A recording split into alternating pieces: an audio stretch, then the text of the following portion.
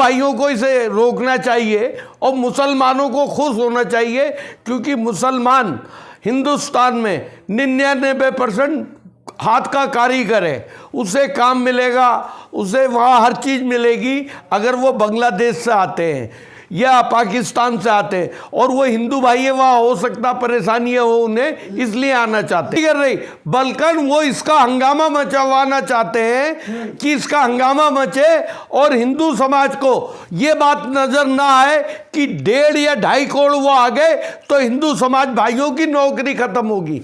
इसमें मुसलमानों को बिल्कुल। अमित शाह साहब ने जो बात बोली, बहुत बढ़िया बात बोली, बहुत अच्छी बात बोली है।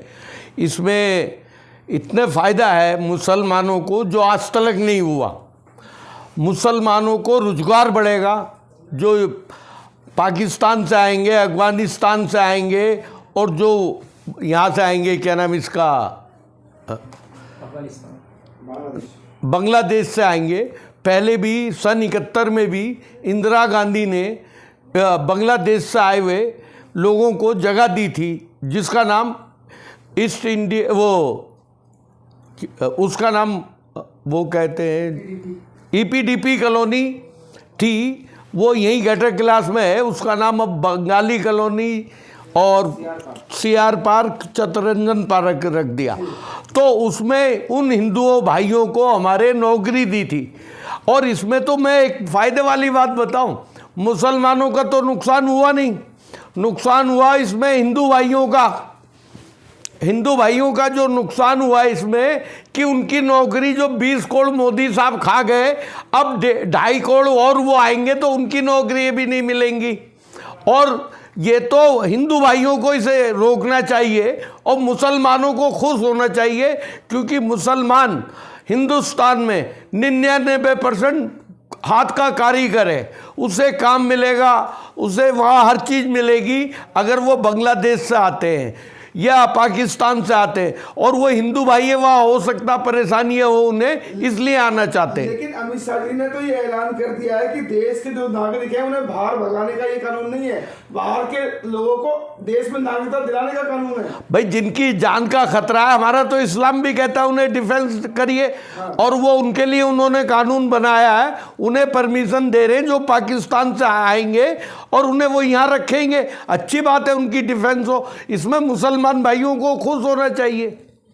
लेकिन अमित शाह कह रहे हैं विपक्ष गुमराह कर रही है मुस्लिमों को, इसमें ना विपक्ष नहीं कर रही, बल्कि वो इसका हंगामा मचवाना चाहते हैं कि इसका हंगामा मचे और हिंदू समाज को ये बात नजर ना आए कि 1.5 या 2.5 करोड़ वो आ गए तो हिंदू समाज भाइयों की नौकरी खत्म होगी। इसमें मुसलमानों को बिल्कुल नहीं घबराना चाहिए। उन्हें मेरा नाम ले लें, मेरा मोबाइल नंबर ले लें, मैं हर टाइम उनके साथ हूं।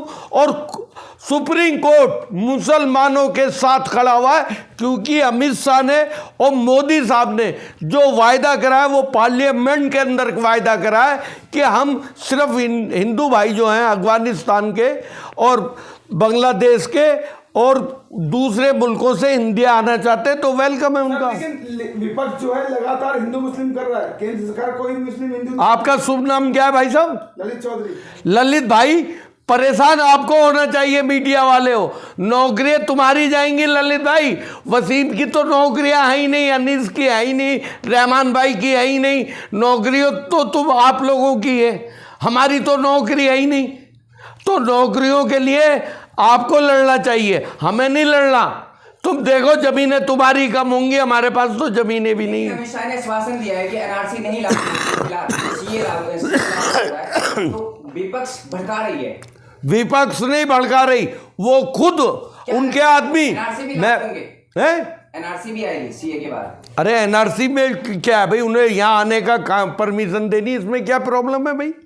अगर किसी आदमी को जान का खतरा है, हमारे नबी पाक सल्लल्लाहु अलैहि वसल्लम जब जंग होती थी और दूसरे लोगों के आदमी आ जाते थे, हमारे नबी पाक उन्हें बाइज्जत बैठालते थे और जो उनसे पूछते थे आपको कहाँ जाना है, जो उनके गुलाम हो जाते थे वो कहते थे कि हमें फलानी जगह जाना है, तो बाइज्जत उन्हें हमारे आदमी छोड़ के आते थे। कागज दिखाने पड़ जाएंगे फिर काहे के, कोई सबके पास प्रूफ है यार। आपको क्या लगता है कि मतलब CA से नागरिकता का खतरा है मुस्लिम को? नहीं, कोई खतरा नहीं है, बिल्कुल भी खतरा नहीं है, घबराने की जरूरत नहीं। सड़कों पे मत आओ, पुलिस के सामने मत आओ, पुलिस से कुछ मत बोलो, आप मजदूर हो, किसी के बहकावे में मत आओ, एक साथ रहो, एक साथ एक पार्टी को सपोर्ट करो। बहका तो विपक्ष रहा है भाई, विपक्ष नहीं आपको भड़का रहा, आप क्या बीजेपी के आदमी आपको भड़काएंगे? आपको भड़काए में नहीं आना, धोखे में नहीं आना। पहले क्या हुआ तुम्हारे साथ? तुम्हारे बच्चे जेलों में डलवा दिए, विपक्ष उल्टे आदमी उन्होंने, तो आप वो काम क्यों करना चाह रहे हो? और शीला जी की बात बता रहा हूँ, दिल्ली आपने देखी है, मैं सन 69 में दिल्ली आया था भाई साहब। मैं अपने वालिद साहब के साथ चित्तरंजन पार्क काम पे जाता था, मेरे वालिद साहब का लकड़ी का काम था, ठेकेदारी थी, तो रास्ते सिंगल बने हुए थे। आज हमारी संजीव भाई साहब मुझसे नाराज हो जाते हैं, हमारी जो यहाँ की सीए थी, मुख्यमंत्री, मेरी मम्मी, मैं तो मम्मी का, वो नाराज हो जाने दो संजीव भाई साहब। तो ऐसा काम हिंदुस्तान में किसी ने नहीं करा, पुल बनाने, सड़कें बनानी, रोड अच्छे करने। और राहुल गांधी ने, संजय गांधी ने, ये जो है ना 100 जन्म में नहीं बना सकते। हिंदू भाइयों, तुम्हारे लिए भी बता रहा हूँ, तुम्हारे लिए भी, जो संजय गांधी ने त्रिलोकपुरी उसने बसाई गरीबों के लिए, त्रिलोकपुरी, राजेंद्र, जितनी पुरी है ना दिल्ली में, सब संजय गांधी की बनाई हुई थी।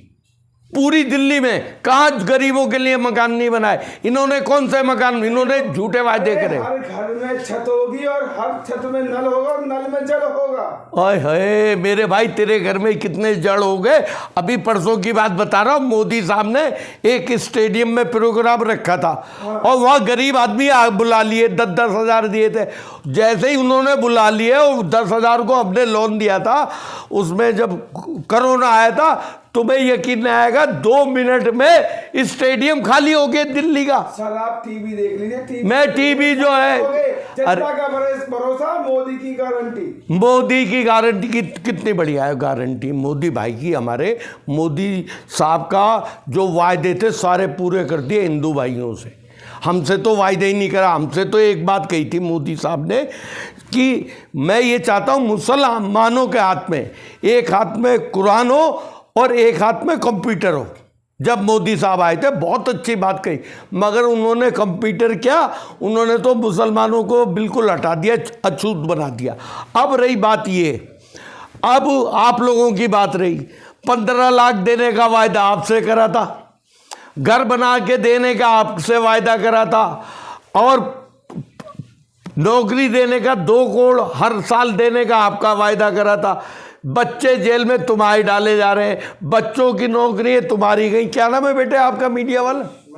मनीष भैया, तुम इस उम्र में ये कैमरा पकड़ के चल रहे हो, तुम्हारी अगर नौकरी लगती, कितनी उम्र है आपकी?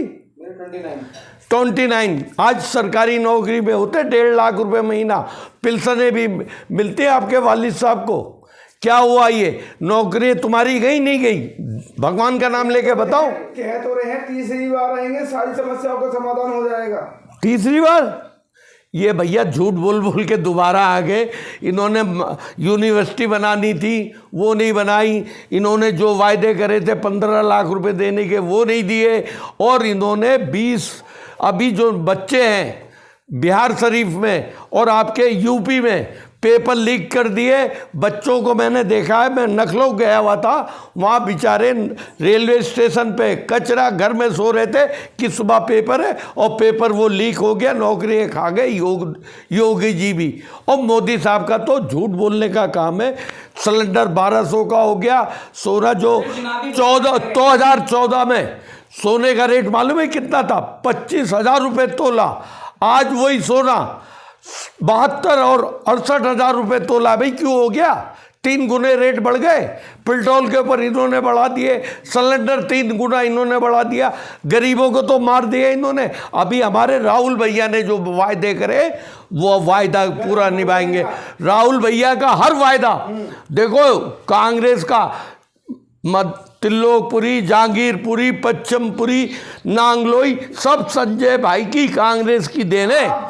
और संजय भाई जैसा आदमी अगर हिंदुस्तान में रहता तो हर आदमी के पास कार और हवाई जहाज आप होता। बोल रहे हैं कि 1203 रुपए का सिलेंडर है, 800 रुपए का सिलेंडर है, उसमें भी 300 रुपए सब्सिडी दी जा रही है लोगों को। हाँ, वो जो पहले हम देते थे ना, वो उसका झूठ बोल रहे, 1 रुपया नहीं दे रहे, 1200 रुपए का सिलेंडर है भाई। आप देखिए, खाते उठा के देख लीजिए जनता की। सब देख रखे, सारे खाते वो भी बंद कर दिए। और भाइयों, मैं एक बात कहना चाहता हूँ, मुसलमान भाइयों, इस चीज़ में मत पड़ो, जो हो रहा होने दो। दिन भी निकलेगा कभी, रात के आने पे ना जा, मेरी नज़रों की तरफ देख, जमाने पे ना जा। और कांग्रेस पार्टी को पूरे हिंदुस्तान में मुसलमान भाइयों से और हिंदू भाइयों से हाथ जोड़ के अपील है कि अपने बच्चों की रक्षा करने के लिए हिंदू भाई कांग्रेस को वोट देना, क्योंकि आपका नुकसान हमसे ज़्यादा हुआ। हम तो कल भी पिक्चर लगाते थे, आज भी। और मैं ये कहना चाहता हूँ हिंदू समाज से अपील कि कांग्रेस पार्टी को मजबूत करो और अपने देश को मजबूत करो। और गरीबों की मदद करवानी हो तो संजय भाई की सारी दिल्ली में जाके देख लो, चारों तरफ उन्होंने कॉलोनियाँ बना के दी थी। राहुल भैया जो वायदा करेंगे वो पूरा करेंगे, कोई धोखा नहीं होगा, सबका प्यार मोहब्बत होगा। जय हिंद, जय भारत, खुदा हाफिज। वसीम सैफी।